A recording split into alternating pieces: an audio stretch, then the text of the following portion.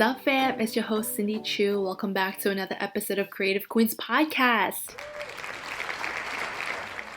Today, we're going to be talking about funding your project, mainly if it's a short or web series, pilot, that type of thing, because, feature films be mad expensive, and I ain't up to that yet. So this episode was inspired by my series Queens. We had a screening back in January with NYWIFT, New York Women in Film and Television. And a big question that we got asked was how we funded our pilot and how much it was.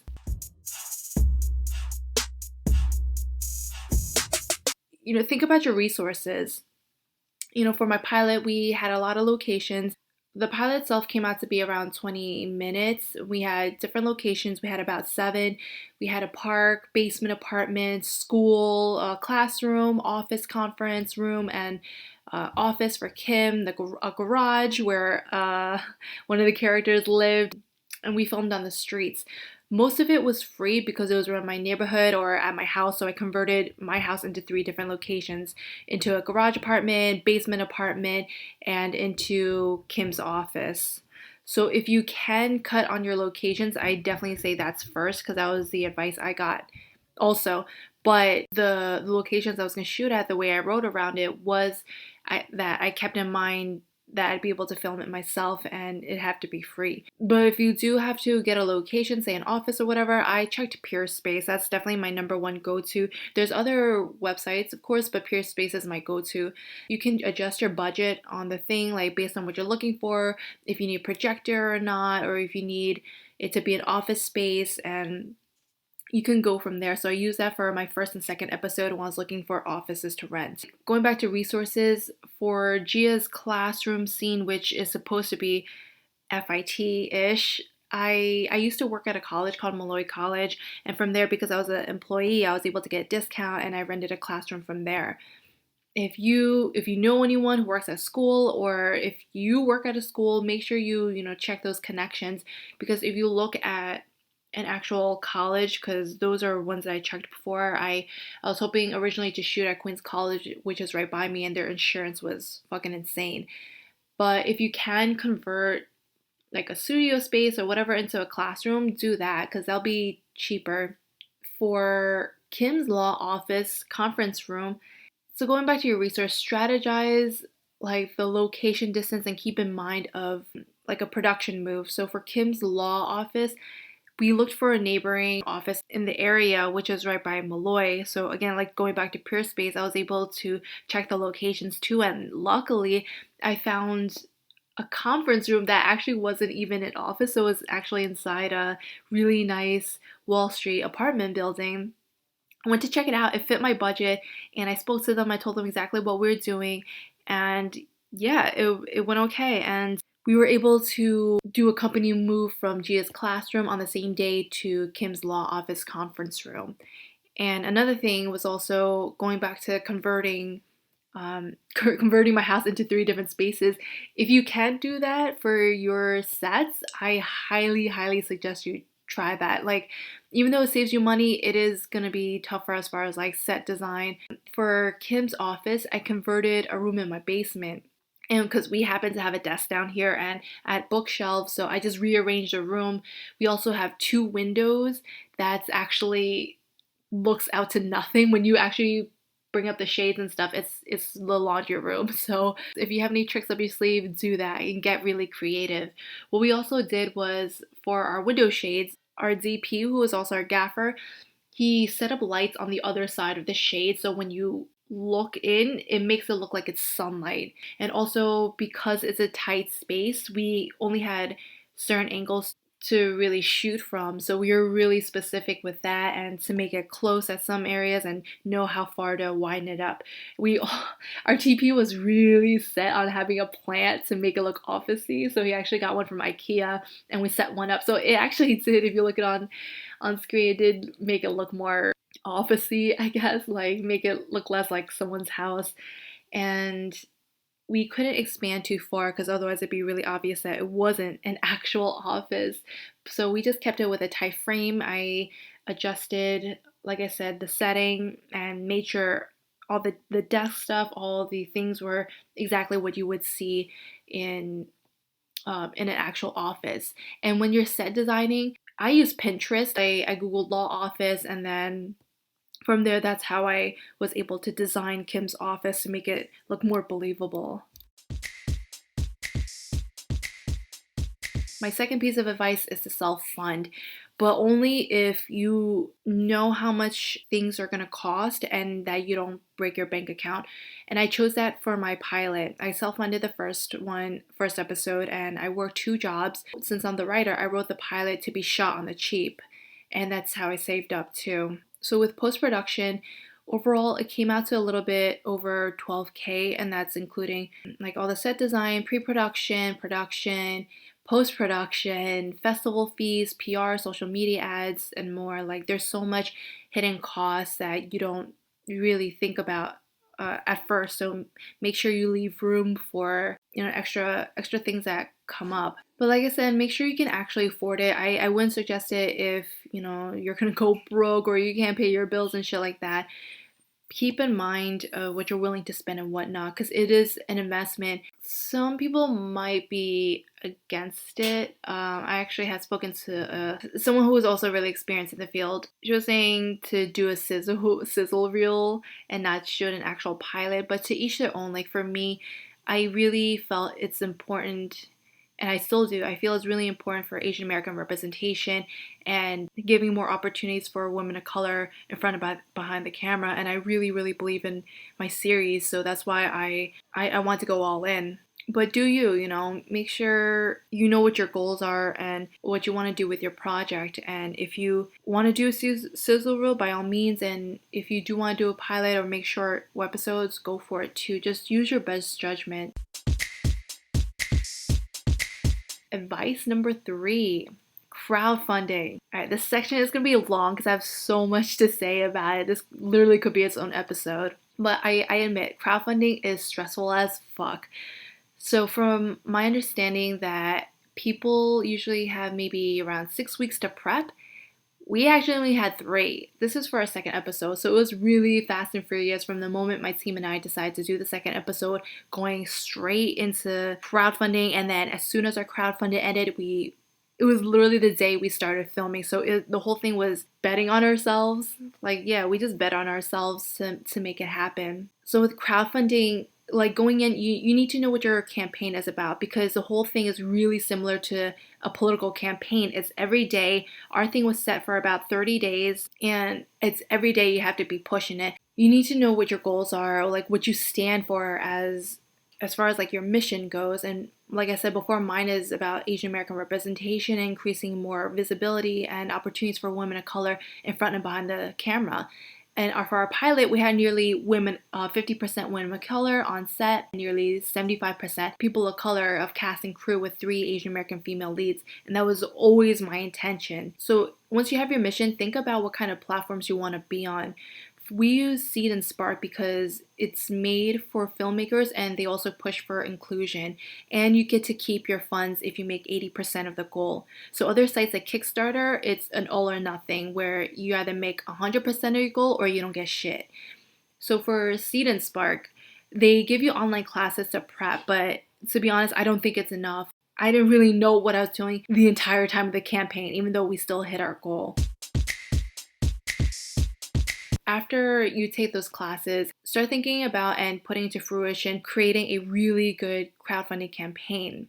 So my friend had sent me a few successful campaigns, and I researched some on my own. So I literally wrote down frame by frame what each video did, so I knew exactly how to structure our videos. And then we got feedback from Seed and Spark team too, to also add pieces of our actual pilot that could really bring our audience in. So what I did was I wrote a script, and I had directions of it and had a pan and transition. And on the day when we actually filmed, our team went off of the script as like a guideline and then improvised along the way. So some parts fit Caroline and Spring, the actresses, more. And then we worked with our DP and director. For the rewards, tailor the rewards to your series or your project. For ours, one of our thing was a Queens Vibe playlist. And the whole thing about our series, growing up at Queens, I listen to a lot of hip hop artists, and that's the whole vibe of the series to begin with. It's really neighborhoody, it's urban, It's middle class, working class families and people, the locals. And so that's why I wanted this whole thing to feel like. And the Queens Vibe playlist included hip hop artists all from Queens, men, women, all people of color, Asian Americans. And the idea was to transport our audience through music into our series and into our neighborhood. If you can afford a campaign manager, I actually do suggest you get one. I didn't even know that existed until after we launched. So a member of my team happened to be an associate producer on another series that happened to launch their campaign at the same time, and they actually had a campaign manager. So okay, to get creative, I'm not gonna lie, I know them now too. Like I know the creator, they're really cool, and I follow their campaign also on Seed and Spark. And in the beginning, I just had no idea what the hell I was doing. So when I did get one of their like news blasts or updates, I tailored the verbiage and gifs and whatever to Queens. So as far as a campaign manager goes, one actually hit us up midway through our campaign, and when we were almost halfway done, they worked with well-known actors, and they were going to charge $700 for consulting, which included a Skype session with my team and a phone call follow-up. And at the time, I didn't know what to do. My team and I were on the fence about it. I was on the fence, so I asked for their opinion, and after some back and forth, we trusted ourselves and knew that we could do it on our own. But what I also did instead of, because I kind of had an idea of what they would do consulting wise. So what I did was I looked through the company's campaigns that they were successful on, because they were also had famous folks. I looked through everybody's campaigns and checked out what worked on theirs and then went backwards. So here's some tips that I learned. Depending on the number of your team members, each person can potentially bring in about $5,000 each. So what you would do is reach out to your network, friends and family. And to be honest, in our experience, it was mostly strangers that donated, strangers or people that we weren't particularly close with. And if you ask anyone else that's crowdfunded, they've had the exact same experience. I'm not really sure why that is, but when you do reach out to people, you can send them personal emails, DMs, texts, like include the links, and that's what I did. So talk about your connection to the project, why this is important to you, what's your passion, how is this going to make an impact on your industry or other people's lives. So for us, like I said, for Asian Americans, but and women of color, I gave all of our potential donors the stats of our production, and so that helped a lot too. And also when you post about it, put it on Twitter and Facebook, because those are the most shareable platforms. And what I did that really helped was I had actually recorded a few of our cast and crew on videotape. I did interview style. I asked them about their experiences with the industry, like what are some hurdles that they overcame as Asian Americans and women of color, and how they felt Queens helped, and what why they decided to work on the series with me. Because like it really helps for the audience to learn more about our cast and crew's experiences, and that really encouraged them to donate, or these are more content that they were able to share across social media. And Instagram is still really good, at least to get the word out. But the way the platform works is just not as shareable. What you can do for Instagram, what's really great is if you do have relationships with other organizations, ask if they can cross post your content and let them know what date to do it and what pictures or videos to use, and make sure you write the caption for them. That way it's, they're doing you a favor. They're doing as little work as possible. So if you can spoon feed them, that'd be fucking great. And that's exactly what I did with other Asian American organizations. I feel so thankful, like they were able to post our campaign on their social media, and that led to more growth of our audience, more knowledge about the campaign, and if anything, it brought my relationships closer with these organizations too. And in the future, I've also helped cross post and spread the news about their campaigns or about their events and their stories and whatever they're doing. So it's really like a collaborative thing. Also, another thing that for Instagram is very visual, and for graphics, I'm a basic bitch. I don't even pretend. My social media marketing is not my background, but I did learn along the way. So what I use personally is PicMonkey, PIC Monkey. You do have to pay for it. I think they have a 1 month trial, free trial, but for a year, I think it was about 75, and that's what I had our associate producer Shamel use, and I'll leave a link down below too.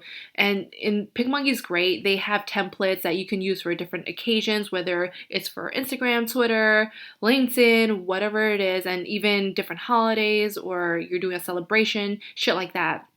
And you could just use these templates and then make it fit your campaign and whatever platform that you're using. Also, another great thing to do to keep in mind is your audience and customer service first. Aim to complete the rewards as soon as you can. Like any business, if you're a customer, you really want your questions answered, or your rewards, your products that you bought as soon as possible. So make sure you fulfill those things, because I know, and from what I've heard, like a lot of some filmmakers at least complete it afterwards. But if you can, what I did was I would get it to them within a few days, or if it's something I could do immediately, that's something that I would do. So I know it's a lot to deal with, especially with the campaign, but make sure you make room for those things too.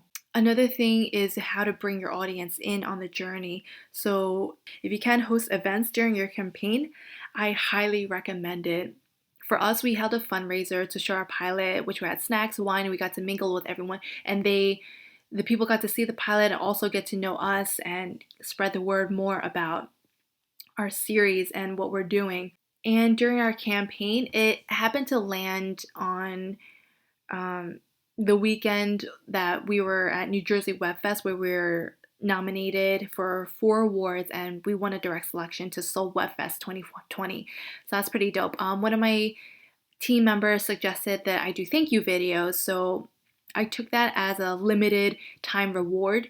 And I shot thank you videos during New Jersey Web Fest, during our screening, the gala, and showing that we won the direct selection to Seoul Web Fest, and this really got people more excited about us and to journey with us, because I took them along with us on the journey, and I had our cast and crew join in on these thank you videos too. Last piece of advice is to search for grants and apply to them. This takes a lot of time, but I did this also as we were crowdfunding too, and right now, even in post-production, I've been applying to shit too. So it does take a lot of time. Grants take a lot of time because there's several essays to answer and a whole budget sheet to fill out. I highly suggest you check the city and state that you live in. For me, I applied to Queens Council on the Arts because I live in Queens. And if you're in the 5 boroughs, I know that there's a few grants that you can apply to in Brooklyn, and the Bronx application actually had just passed too for Bronx Council on the Arts.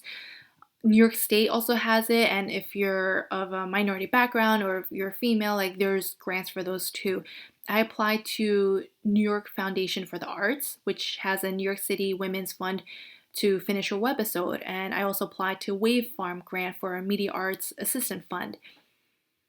You could also just do a Google search, because I found Wave Farm through Sundance, through their inclusion resource map. No Film School website is also a really great resource, which would list out all the grants, whether you're doing documentary, feature film, short film, whatever it is. The info will be there. Also, if you are signed up to any newsletters, I saw IFP also had put out the WAVE grant. NIWIFT, like I said, New York Women in Film and Television. They also have an assistant fund for women who are over 40 years old working on their second feature. So depending on your age too, that you may be able to find different types of resources. I've seen some for younger folks who are earlier in their 20s and working on their short film, so there's grant funds for that.